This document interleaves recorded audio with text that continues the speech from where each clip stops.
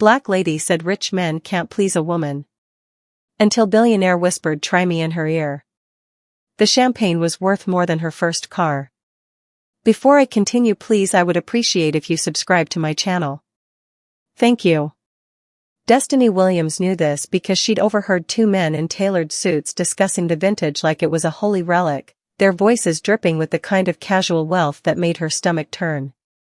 She swirled the golden liquid in her crystal flute, watching bubbles rise like tiny prayers to a god she didn't believe in anymore, at least, not the god of money. You look like you'd rather be anywhere else in the world.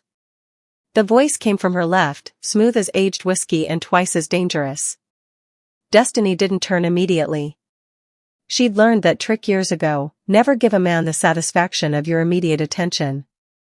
That's because I would be, she replied, keeping her eyes fixed on the glittering crowd before her. The Grand Meridian Hotel's ballroom sparkled like the inside of a jewelry box, filled with Manhattan's wealthiest elite. Crystal chandeliers dripped from ceilings painted with Renaissance angels. Women floated by in gowns that cost more than most people's annual salaries. Men laughed too loudly, their gold watches catching the light like signals of their worth. Destiny hated every square inch of it. Then why are you here? Now she turned. The man beside her was tall, at least 6'3", with skin the color of burnished mahogany and eyes so dark they seemed to hold secrets in their depths. His tuxedo fit him like it had been born on his body, and his smile carried the easy confidence of someone who had never been told no. Rich, she thought immediately. Definitely rich. Probably insufferable. I'm here because my best friend is receiving an award, Destiny said, her voice carrying the cool professionalism she'd perfected over 15 years in corporate law.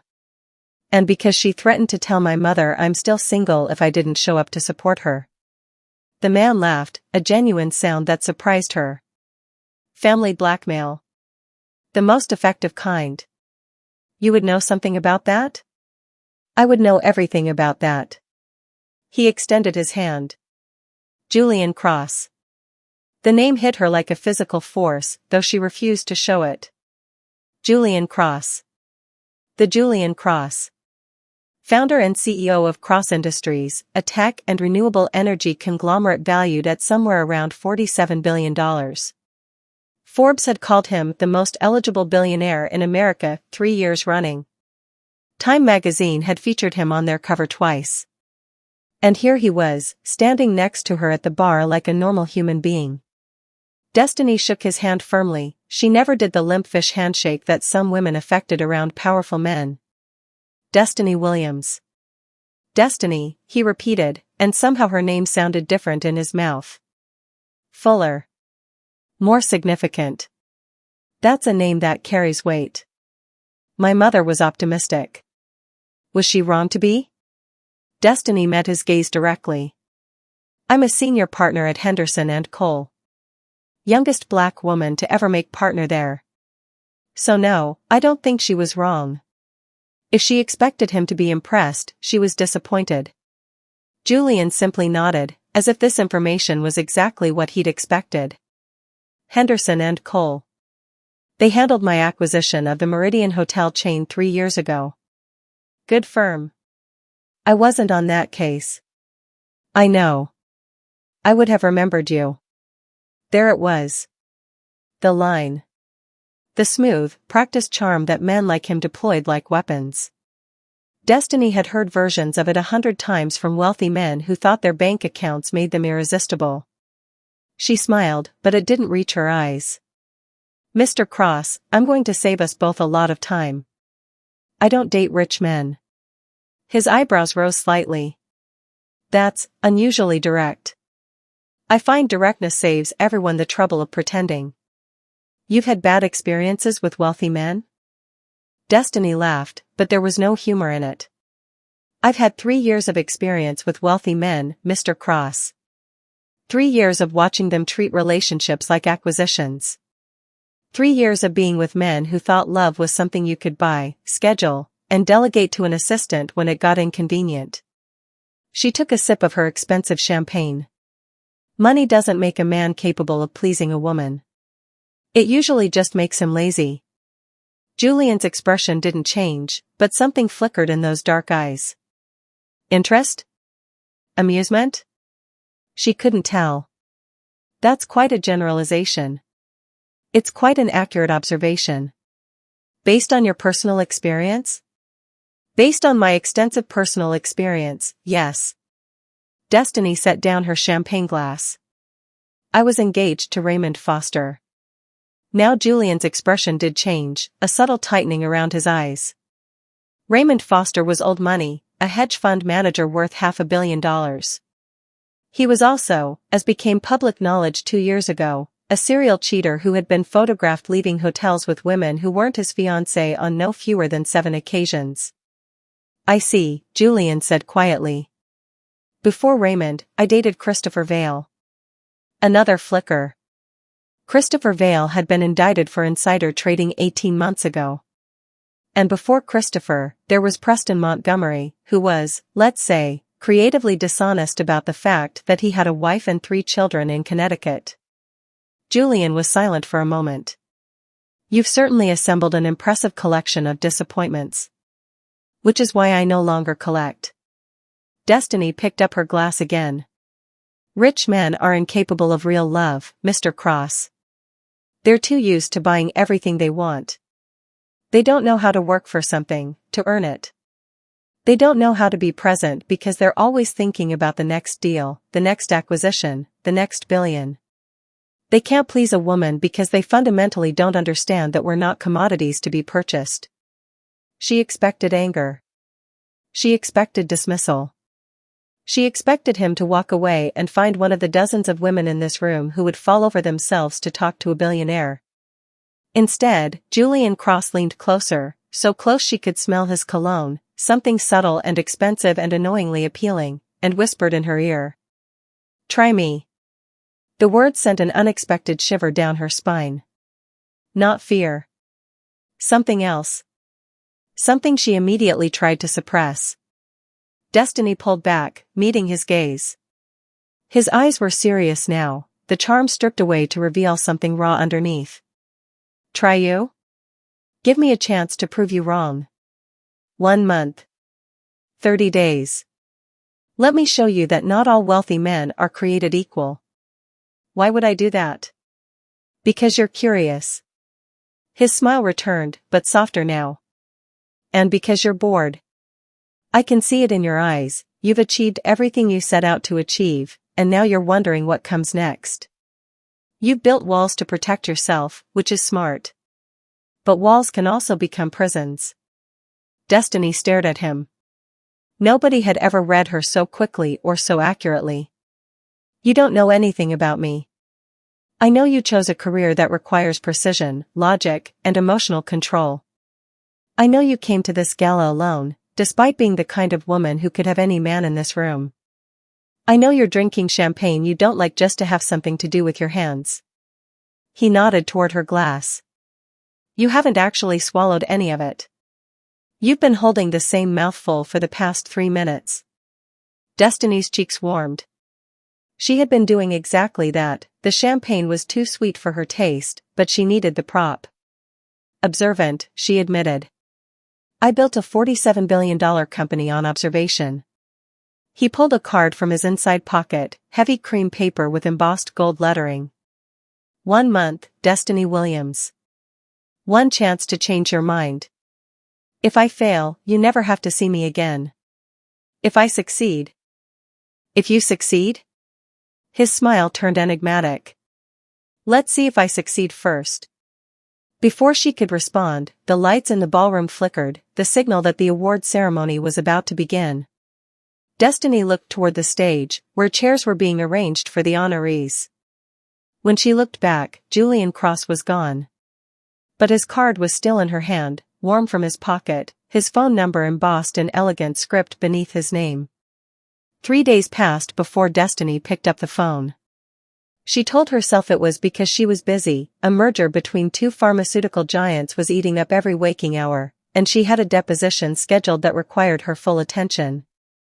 She told herself the card was sitting on her bedside table purely by accident, that she'd simply forgotten to throw it away. She was very good at telling herself things.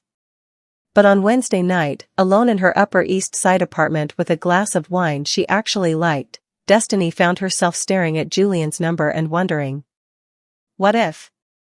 It was a dangerous question. What if had led her to Raymond, whose charm had seemed so genuine until it wasn't?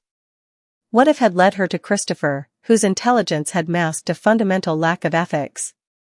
What if had led her to Preston, whose family man routine had been exactly that, a routine? But Julian Cross was different. She couldn't explain how she knew this. Maybe it was the way he'd looked at her, not through her, the way so many wealthy men did, cataloging her physical attributes and dismissing the rest. Julian had seen her. Had seen her boredom, her walls, her careful containment of a heart that had been broken too many times. Her thumb hovered over his contact. "This is stupid," she said aloud to her empty apartment. She pressed call anyway. He answered on the second ring. "I was starting to think you'd thrown my card away." "I considered it." "But you didn't." "I'm still considering it." His laugh was warm through the phone. "Fair enough. What made you call?" Destiny tucked her feet beneath her on the couch. "Morbid curiosity, mostly. I want to see how a billionaire thinks he can prove me wrong in 30 days. You make it sound like a challenge. Isn't it?" "I suppose it is." There was a rustling sound on his end, papers being moved, perhaps. "But not the kind of challenge you're expecting." "What kind am I expecting?" "You're expecting expensive dinners. Private jets. Gifts designed to impress you with their price tags. You're expecting me to try to buy your affection because that's what the men in your past have done." He was right, of course. That was exactly what she was expecting. "And what are you actually going to do?"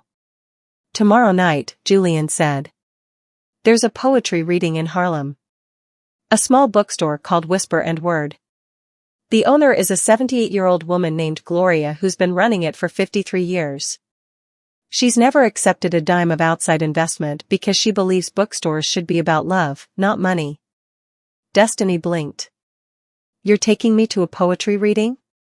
"I'm inviting you to a poetry reading. Whether you come is entirely up to you." "I didn't think billionaires attended poetry readings in Harlem." "Then you don't know this billionaire." His voice softened. "Gloria was my first investor." "What?" "When I was 19 years old, trying to start my first company out of my mother's basement, I needed $3,000 to buy equipment. Every bank turned me down. Every traditional investor laughed in my face. But Gloria had been buying my mother's sweet potato pies for 15 years, and when she heard about my situation, she wrote me a check." He paused. It was her life savings, Destiny. Every penny she'd managed to put away in half a century of running a bookstore that had never turned a profit. And she gave it to a kid she'd known since he was 7 years old because she believed in him. Destiny found herself leaning forward, as if proximity to the phone would bring her closer to this story. "What happened?" "I made her a silent partner in Cross Industries. She refused stock options, said she didn't understand such things and didn't want to. So instead, I set up a trust that sends her 2% of my annual profits, has paid off her building, and ensures she'll never have to worry about money again." That's remarkable. That's gratitude. Something I was raised to believe money can't replace." Julian's voice carried a weight of sincerity that Destiny felt in her chest. "So yes, I'm a billionaire who attends poetry readings in Harlem. Every month, without fail. Because success means nothing if you forget where you came from." Destiny was quiet for a long moment. "What time?" 7 o'clock. "I can send a car, or I'll take the subway." She could hear his smile through the phone. "Even better. I'll meet you there." After they hung up, Destiny sat in the gathering darkness of her apartment, Julian's card still in her hand. For the first time in years, the hard kernel of cynicism in her heart felt slightly less certain. Maybe she was wrong.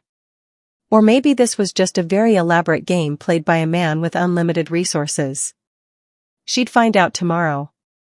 Whisper and Word was exactly the kind of bookstore Destiny had loved as a child and thought no longer existed. The building was narrow, squeezed between a barbershop and a Caribbean restaurant, its window displays faded from years of sun exposure.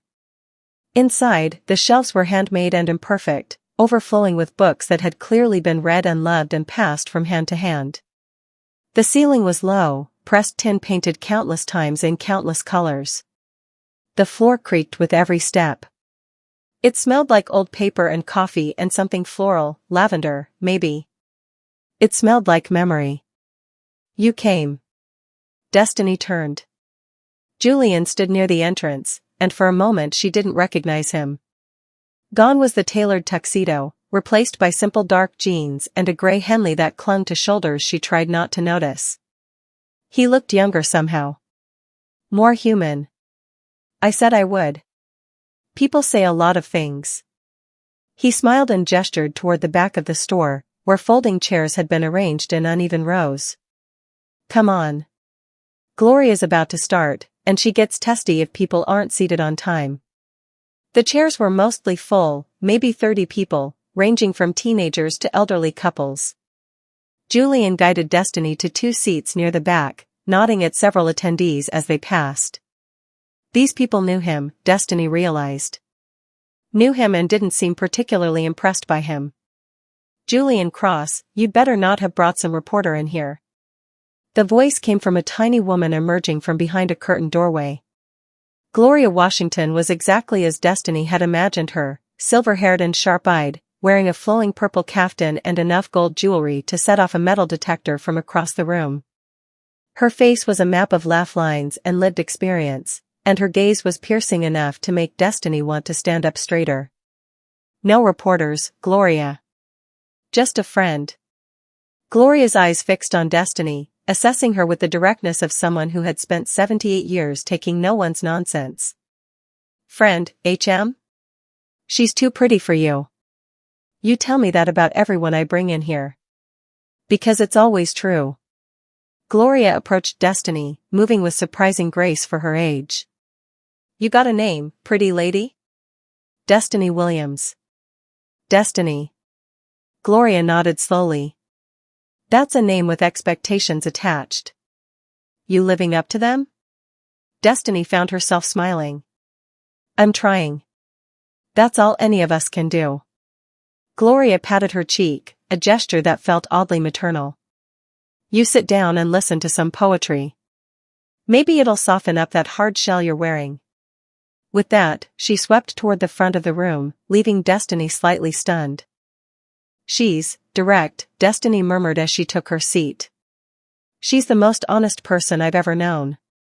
Julian sat beside her, close enough that their shoulders nearly touched. She once told Bill Clinton he was too slick for his own good when he came in to buy a book. Bill Clinton was here? Gloria doesn't believe in VIP treatment. Everyone who walks through that door is just a person looking for words. Nothing more, nothing less. The poetry reading began with a young man, maybe 22, reciting a piece about his father's hands. His voice shook at first, but steadied as the words poured out, words about calluses and sacrifice and the way a parent's labor shapes a child's soul. By the time he finished, several audience members were wiping their eyes. Destiny found herself moved despite her determination to remain analytical. That was his first time reading publicly, Julian whispered. He's been coming here for 6 months, just listening. Tonight he finally found the courage. How do you know? Because he told me. Last month, when he was trying to decide whether to share his work. He said he was afraid it wasn't good enough. What did you tell him? Julian's eyes were fixed on the young man, who was being embraced by Gloria with maternal ferocity. I told him that art isn't about being good enough. It's about being brave enough. More poets followed, a grandmother reading about immigration, a veteran processing trauma through verse, a teenage girl whose words about body image made Destiny think of her own struggles in high school. Each poem was different, but they were all connected by an invisible thread of raw, unflinching honesty. Then Gloria took the stage. Tonight I want to talk about love, she said, her voice carrying without amplification. Real love. Not the kind you see in movies or read about in romance novels. The kind that wakes up at 3 in the morning and holds your hand while you cry. The kind that makes you soup when you're sick even though they can't cook worth a damn. The kind that stays. She began to recite from memory, and her poem unfolded like a flower opening to sunlight. It was the story of her marriage, 51 years with a man named Samuel, who had died 7 years ago. She spoke of joy and heartbreak, of arguments that lasted days and reconciliations that lasted longer. She spoke of watching him fade in a hospital bed, holding his hand as he took his last breath. Love ain't about grand gestures, Gloria concluded, her eyes bright with unshed tears. It's about a million small moments. It's about choosing someone again and again, even when choosing is hard. It's about showing up. She looked directly at Destiny. Any fool with money can make a grand gesture. But showing up? That takes heart. The room was silent for a long moment before erupting in applause. Destiny found that her cheeks were wet. Julian didn't comment on her tears. He simply handed her a handkerchief, an actual handkerchief, real cotton, probably older than she was, and let her compose herself. After the reading, Gloria approached them with cups of something that turned out to be the best hot chocolate Destiny had ever tasted. My own recipe, Gloria said. Samuel used to call it proof that God loves us. It's wonderful, Destiny managed. Gloria sat down across from them, her ancient chair creaking in protest. So. Julian tells me you don't believe rich men can love properly. Destiny shot Julian a look. I tell Gloria everything, he said, unapologetic. She's my moral compass. And he needs one, Gloria added. Stubborn as his mother, this one. Twice as proud. She fixed Destiny with that piercing gaze. You're not wrong, you know. Money does funny things to people. Makes them forget what matters. Then how? I said you're not wrong. I didn't say you're completely right. Gloria sipped her cocoa. Julian here, he's different. I've watched him grow up. Watched him become one of the richest men in the world. And you know what? He still comes here every month. Still fixes my leaky sink when it acts up. Still remembers my birthday and Samuel's anniversary and the day I opened this store. Gloria, Julian started. Hush. I'm not done. Gloria leaned forward. The question isn't whether rich men can love, baby girl. The question is whether a particular man, rich or poor, has the capacity to put someone else's heart before his own interests. That's not about money. That's about character. She stood, pressing a kiss to Julian's forehead and then, surprisingly, to Destiny's. You've been hurt. I can see it in your eyes. But pain can make you wise or it can make you bitter. The choice is yours. She began gathering empty cups. Now you two get out of here. I've got books to shelve and no patience for romantic drama at my age. Outside, the Harlem night was cool and alive with music from a nearby bar. Destiny and Julian walked in companionable silence for a block before she spoke. That was nothing like I expected. What did you expect? I don't know. Something more, billionaire why? Julian laughed. Billionaire why? You know what I mean. Private jets and champagne and exclusive clubs. Not poetry readings in walk-up bookstores. Those things have their place. But they're not who I am. They're just accessories. He stopped walking, turning to face her. Destiny, I grew up in a 2-bedroom apartment 3 blocks from here. My mother worked 2 jobs. My father left when I was 4. Every success I've achieved came from this community, these people, this foundation. If I ever forget that, I'd become exactly the kind of man you've been running from. Destiny studied his face in the streetlight. Why are you telling me all this? Why do you care what I think? Because I haven't been able to stop thinking about you since the moment you told me you hated expensive champagne. He smiled, soft and genuine. And because I think you haven't been able to stop thinking about me either. she wanted to deny it. The words were right there on her tongue, a dismissal, a deflection, a retreat behind her carefully constructed walls. But Gloria's poem was still echoing in her heart. Love ain't about grand gestures. It's about showing up. Maybe I haven't, she admitted. Then let me keep showing up. No pressure, no expectations. Just, let me show you who I really am. Destiny took a deep breath. 1 month. 1 month. And if I'm still not convinced? Then you never have to see me again. No drama, no hard feelings. He extended his hand, formal and oddly endearing. Deal? She shook it. Deal. Over the following weeks, Julian continued to surprise her. He took her to a hole-in-the-wall taco truck in Queens that he claimed served the best birria in the city. It did. He invited her to play chess in Central Park, where he lost 3 games in a row without a trace of wounded ego. He brought her to his company's community center in the Bronx, where she watched him mentor teenage entrepreneurs with patience and genuine encouragement. He listened. That was what surprised Destiny most. Julian asked questions about her childhood, her career, her dreams and disappointments, and he actually listened to the answers. Not the performative listening she was used to from men who were just waiting for their turn to speak, but deep, attentive listening that made her feel seen. She found herself telling him things she'd never told anyone. About her father's drinking. About her mother's sacrifices. About the moment in law school when she'd almost quit, convinced she didn't belong in rooms full of wealthy white students who'd been groomed for success since birth. What made you stay? Julian asked. They were sitting on a bench in Riverside Park, watching the sun set over the Hudson. My grandmother. She was the first black woman to own property in her county in Georgia. Bought a plot of land with 20 years of savings from cleaning white folks' houses. Destiny smiled at the memory. When I called her crying, ready to give up, she said, Destiny Michelle Williams, my mama was born a slave. You gonna let some fancy law school tell you what you can't do?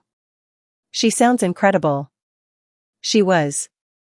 She died my 2nd year of practice. But I still hear her voice every time I feel like quitting. Julian was quiet for a moment. Can I tell you something? Of course. 2 years ago, I almost lost everything. Destiny turned to look at him. What do you mean? Cross Industries was facing a hostile takeover. A group of investors had accumulated enough shares to force me out. They wanted to split up the company, sell off the renewable energy division, the thing I care about most, and turn the rest into just another soulless tech conglomerate. I remember reading about that.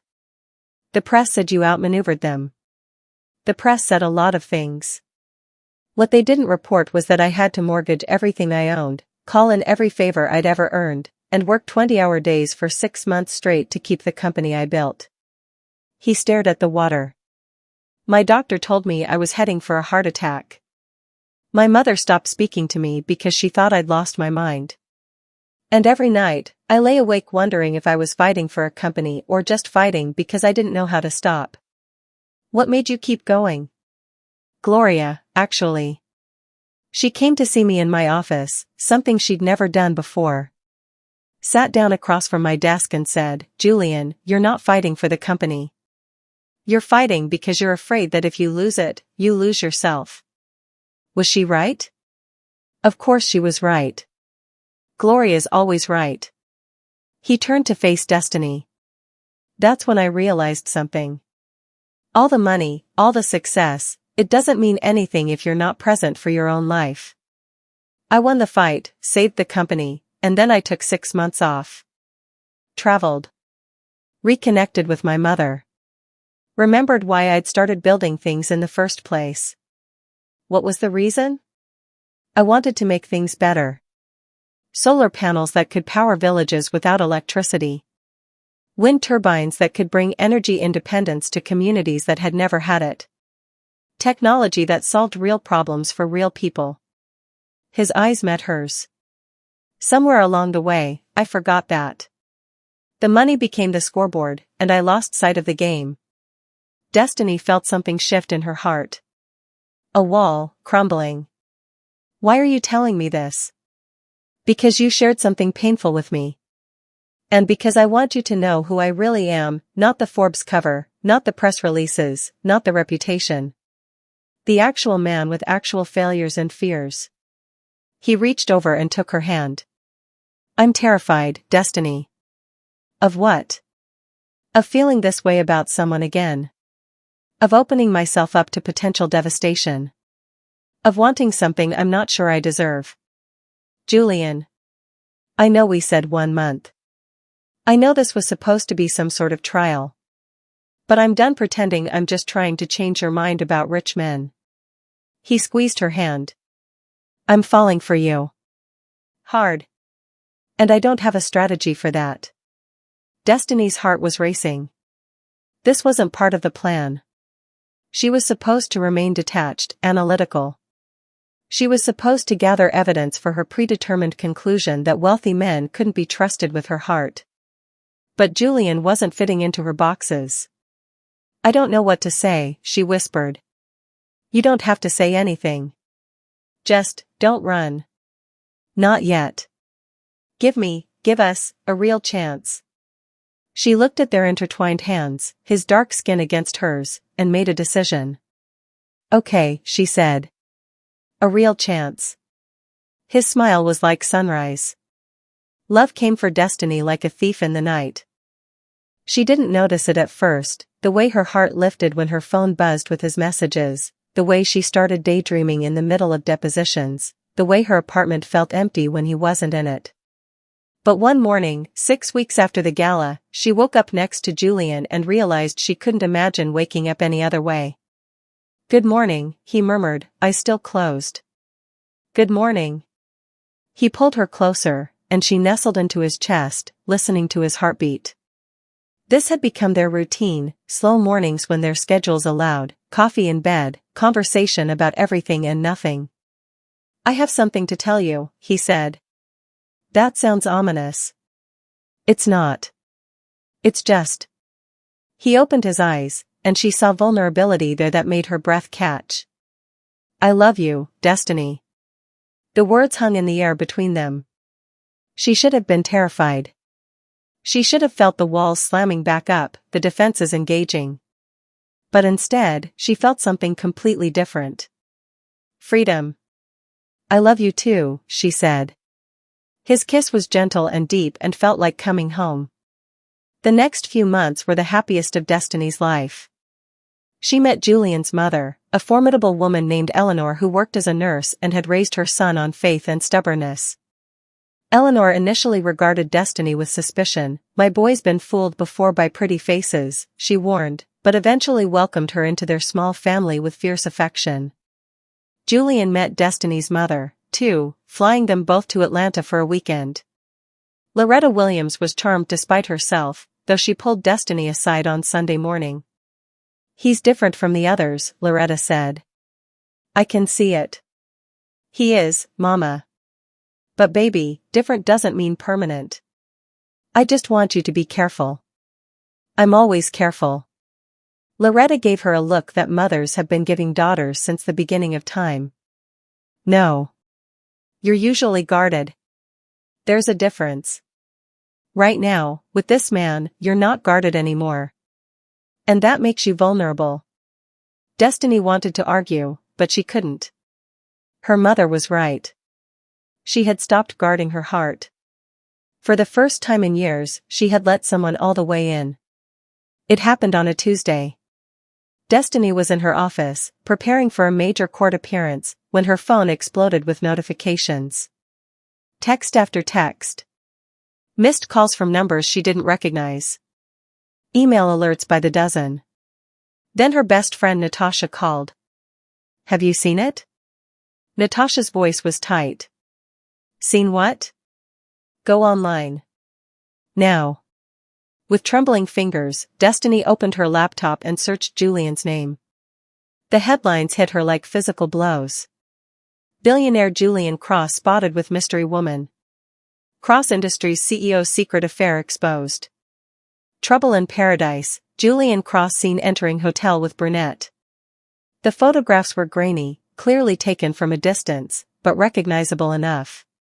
Julian entering a hotel lobby with a woman who was definitely not Destiny. Julian in a restaurant, leaning close to the same woman, their body language intimate. Julian leaving the hotel the following morning, the woman following minutes later. There has to be an explanation, Destiny heard herself say, but her voice sounded strange. Distant. I'm so sorry, D. I know you thought he was different. He is different. He has to be. But even as she said the words, the familiar weight of disappointment settled in her stomach. She'd been here before. She'd made excuses before. She'd believed before. And she'd been wrong. Every single time. Julian called her 16 times that afternoon. She didn't answer. At 6 o'clock, he showed up at her office. Destiny, please. Let me explain. She looked at him standing in her doorway, and she didn't see the man who'd taken her to poetry readings and introduced her to Gloria. She saw Raymond, who'd promised forever while checking into hotels with other women. She saw Christopher, whose explanations had always sounded so reasonable until they didn't. She saw Preston, with his elaborate lies and family in Connecticut. Go away, Julian. The woman in those photos. I don't want to hear it. She's my cousin, Destiny. My cousin Gabrielle. She's going through a divorce and didn't want the press to know she was in town. Destiny laughed, harsh and bitter. Your cousin. That's the best you could come up with? It's the truth. I can prove it. Can you prove that she was visiting your hotel room? Can you prove why the two of you looked so intimate at dinner? Can you prove that you're not just another rich liar who thinks he can talk his way out of anything? Julian's face went pale. You don't trust me. I trusted 3 men before you. Completely. Without reservation. And every single one of them made me feel like a fool. Her voice cracked. I can't do it again, Julian. I can't be stupid again. Destiny, I love you. Everyone loves me until they don't. Until someone better comes along. Until the novelty wears off. She stood, gathering her things with shaking hands. I told you. I warned you at that gala. Rich men can't please a woman. They can't commit. They can't be faithful. I should have trusted my own judgment instead of letting you convince me you were different. I am different. No. She met his eyes, and she let him see everything, the pain, the betrayal, the death of hope she'd barely allowed herself to feel. You're exactly the same. She walked past him, into the elevator, and out of the building. She didn't look back. 2 weeks passed. Destiny threw herself into work with manic energy, arriving before dawn and leaving long after sunset. She ate sparingly, slept poorly, and refused to discuss Julian with anyone, not Natasha, not her mother, not the colleagues who whispered about the tabloid photos. She was fine. She was always fine.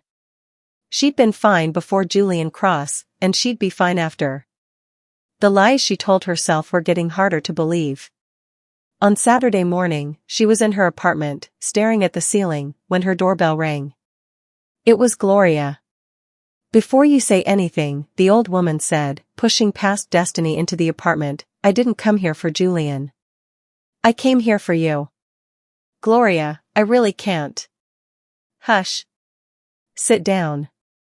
Something in Gloria's tone made Destiny obey. Gloria settled onto the couch, producing a folder from her voluminous bag. I'm going to show you something.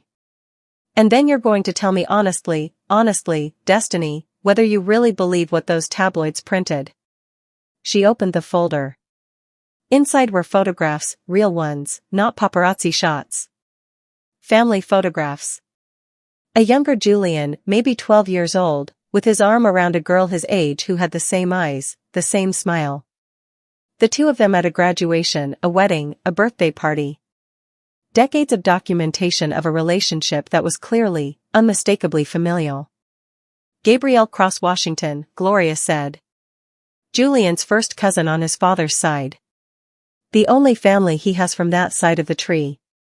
Her father, Julian's uncle, died when they were teenagers.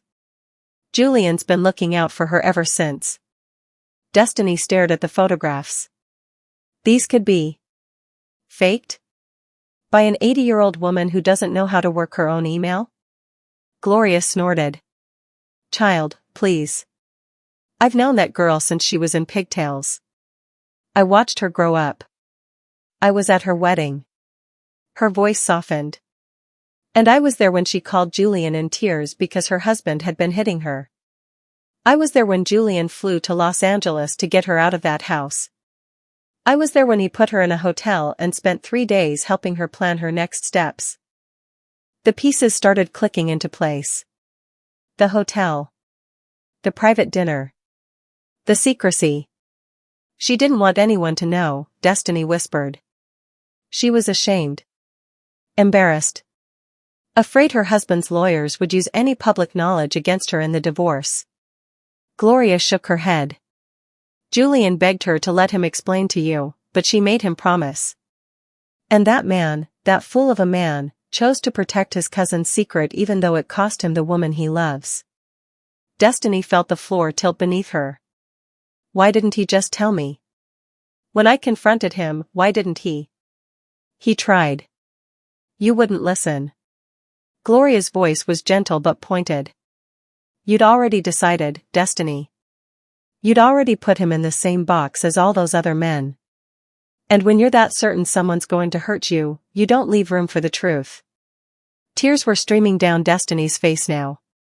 She didn't bother wiping them away. I destroyed everything. Not everything. Not yet. Gloria took her hand. But baby, you've got to decide something. Right now. Today. What? Are you going to spend your whole life protecting yourself from pain that might never come? Or are you going to have the courage to love someone, even knowing it might break you? Destiny thought about her grandmother, who'd bought land with a lifetime of savings. She thought about her mother, who'd raised her alone after her father left. She thought about every woman in her family who'd been brave enough to try, even when trying meant potential devastation. She thought about Julian's face when she'd called him a liar. She thought about how, even then, he hadn't told her the truth that could have saved them, because protecting his cousin mattered more than protecting himself. That wasn't the behavior of a man who couldn't love. That was the behavior of a man who loved too much. Where is he? Destiny asked. Gloria smiled. He's at my bookstore. Sitting in the back, drinking too much of my coffee, and pretending to read the same page he's been staring at for 3 hours. Whisper and word looked exactly the same as it had on that first night, faded and beautiful and full of stories. Destiny pushed open the door, the familiar bell announcing her arrival. Julian was exactly where Gloria had said he'd be, hunched in an ancient armchair in the back corner, a book open on his lap. He looked terrible, she noticed. Dark circles under his eyes. Stubble that had grown past fashionable into unkempt.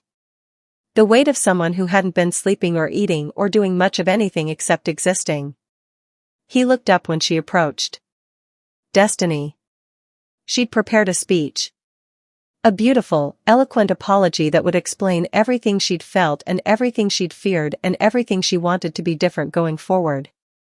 But when she opened her mouth, all that came out was, I'm sorry. I'm so sorry. I was wrong, and I was scared, and I almost lost you because I couldn't trust that love was actually possible. She didn't get to finish. Julian was on his feet, and then she was in his arms, and he was holding her so tight she could barely breathe, and she didn't care because she never wanted him to let go. I should have trusted you, she whispered against his chest. I should have fought harder.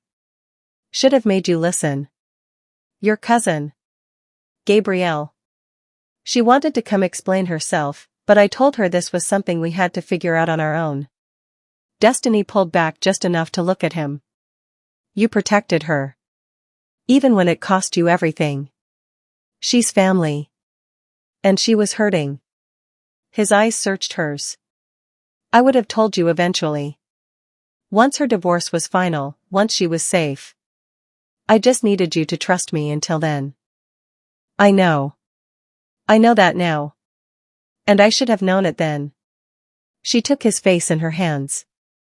Julian, I have spent my entire adult life waiting for the other shoe to drop. Waiting for love to disappoint me.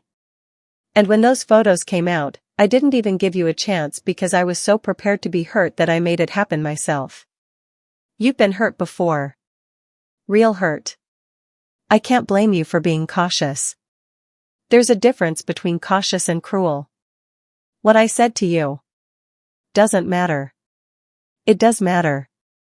I called you a liar. I compared you to men who aren't fit to tie your shoes. Her voice broke. You deserved better from me. Julian was quiet for a moment. Then he kissed her forehead, so gently it made her chest ache. We're going to hurt each other sometimes, he said. That's what happens when you love someone. The key is whether we choose to work through it or walk away. He tilted her chin up. I choose to work through it. Every time. For the rest of my life if you'll let me. I choose that too. The words came out fierce, certain. I choose you, Julian. Every version of you. The billionaire and the man who grew up 3 blocks from here. The CEO and the person who loses at chess in the park. All of it. All of you. His kiss was soft at first, questioning, as if he was making sure she was real. But when she responded, when she pulled him closer and tried to communicate through touch everything she couldn't find words for, it deepened into something that felt like promise. I love you, she said when they finally broke apart. I love you too. And I'm never going to stop saying it. 6 months later, on the anniversary of the night they'd met at the gala, Julian took Destiny back to Whisper and Word. The bookstore had been transformed. Candles flickered on every surface. White roses, Destiny's favorite, filled the air with perfume. And every single person who mattered in their lives was there, Gloria in her purple kaftan, crying already. Eleanor, Julian's mother, beaming with pride. Loretta, Destiny's mother, clutching her husband Charles's arm, they'd reconciled after 30 years apart, a story for another time. Natasha and her wife. Gabrielle, now safely divorced and rebuilding her life. Julian led Destiny to the center of the room, where a spotlight illuminated a single chair. What is this? She asked, though her heart was already racing. This is the place where you started to believe in love again, Julian said. The place where Gloria's poetry cracked open something in you that you'd kept locked away. The place where I first realized I was going to spend the rest of my life trying to deserve you. He knelt. Destiny's hands flew to her mouth. Destiny Michelle Williams, Julian said, producing a small velvet box. I have spent $47 billion in my lifetime on companies and buildings and investments. But the most valuable thing I've ever found cost me nothing but courage. It was standing at a bar, pretending to drink champagne she didn't like, telling me all the reasons she'd never give me a chance. Laughter rippled through the room, but Destiny could barely hear it over the pounding of her heart. You challenged me to prove you wrong. To show you that a rich man could love you the way you deserve to be loved, not with grand gestures or expensive gifts, but with presence and consistency and choosing you again every single day. He opened the box. Inside was a ring, beautiful but simple, an elegant solitaire that caught the candlelight. I don't know if I've proven it yet. I don't know if 30 days or 6 months or 50 years will ever be enough. But I know that I want to spend the rest of my life trying.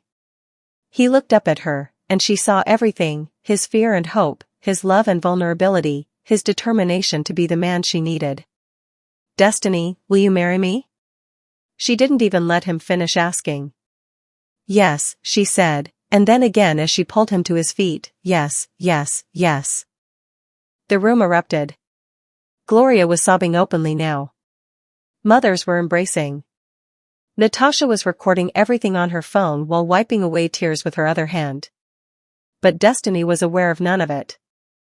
All she knew was Julian's arms around her and his laughter in her ear and the absolute certainty that she'd finally found what she'd spent her whole life looking for. They were married on a September evening in Gloria's bookstore. It wasn't the kind of wedding the world expected for a billionaire. There were no celebrity guests, no media coverage, no over-the-top displays of wealth. Just 60 people who loved them, good food from the Caribbean restaurant next door, and a ceremony officiated by Gloria herself, who'd gotten ordained online specifically for the occasion. Destiny wore her grandmother's pearls and a dress she'd found in a vintage shop in Brooklyn. Julian wore a suit, but no tie. Ties are for business, he said, and this is the furthest thing from business. Their vows were the only truly formal element of the evening. Julian went first. Destiny, when we met, you told me that rich men are incapable of real love. That we're too used to buying everything we want. That we don't know how to work for something, to earn it. He smiled. You weren't wrong about most rich men.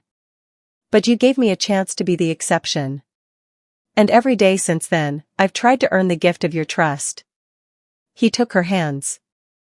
I promise to always show up, not just physically, but emotionally. To listen when you speak and really hear you. To remember that love isn't a transaction but a daily choice. To never let wealth make me forget what truly matters, you, our family, and the life we build together. I love you, Destiny. And I'm going to spend forever proving it. Then it was Destiny's turn. Julian, I came to that gala with a heart wrapped in barbed wire. I'd been hurt so many times that I'd convinced myself love was a weakness, something that happened to other people, people who weren't as smart or as careful as me. Her voice wavered but held steady. But you didn't give up. You didn't let my walls discourage you. You showed me, day after day, that love isn't about protecting yourself from pain. It's about finding someone worth being vulnerable with. She squeezed his hands. I promise to trust you, even when I'm scared. To communicate, even when it's hard. To remember that you're human and flawed and wonderful, and to love all of it. To never let my past hurts become excuses for present cruelty. Her eyes glistened. You changed my mind about rich men. But more importantly, you changed my mind about myself. I love you, Julian Cross. And I always will. Gloria pronounced them married with theatrical flourish. The kiss was long and sweet and perfect. And when they finally pulled apart, Destiny looked at her husband, and saw exactly what she'd feared she would never find, a partner who would choose her, every day, for the rest of their lives. Epilogue, 3 years later. The Destiny Cross Center for Legal Aid opened on a rainy April morning. It was located in Harlem, 3 blocks from Gloria's bookstore and 2 blocks from the apartment building where Julian had grown up. The building had been a warehouse once, now it housed offices for 50 lawyers who provided free legal services to low-income families, along with a childcare center, a food pantry, and a community meeting space. Julian had funded it with a personal donation of $30 million. Destiny had quit her partnership at Henderson and Cole to run it. You sure about this? Julian had asked when she first proposed the idea. You worked your whole life to make partner. I worked my whole life to prove I was good enough, Destiny had replied. Now I want to use what I've learned to help people who are starting where I started. Kids who need to know that someone believes in them. Looking at the center now, full of lawyers helping clients navigate immigration and housing and custody issues, Destiny felt something she'd never expected to feel, complete. Julian appeared at her side, holding their 18-month-old daughter on his hip.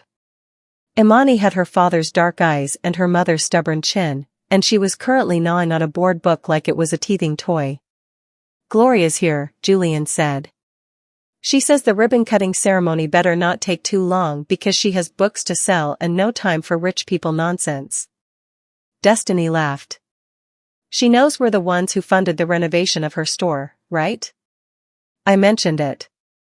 She said, and I quote, money doesn't excuse bad manners, boy. Some things never changed. They walked out to the small stage that had been set up for the ceremony. Chairs were arranged on the wet pavement, filled with community members, local politicians, journalists, and everyone who'd made this moment possible. Loretta was in the front row, holding hands with Charles. Eleanor sat beside them, already dabbing at her eyes. Natasha was corralling her twin sons, who'd been named Julian and Destiny's honorary nephews. And Gloria stood at the podium, waiting. "Thank you all for coming," Gloria said, her voice carrying despite her 81 years. "I'd give a long speech, but nobody came here to listen to an old woman ramble.